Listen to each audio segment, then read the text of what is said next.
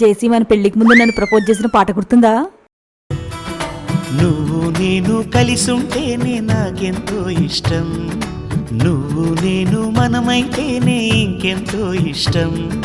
నువ్వు నన్ను ప్రేమించావని నేను నిన్ను ప్రేమించానని తెలిసాక, ఒకవేళ ఇప్పుడు నాకేదన్నా పాట డెడికేట్ చేయాలంటే పసివాడో ఏమిటో ఆపై వాడు తను చేసిన బొమ్మలతో తలపడతాడు, వేధించే పంతాలు ఏమిటో వేటాడే ఈ ఆట కంతు ఎక్కడో. అడుగుతుంటే చెప్పవేంటి? అదే మంచి పాట కోసం సూచిస్తున్నా.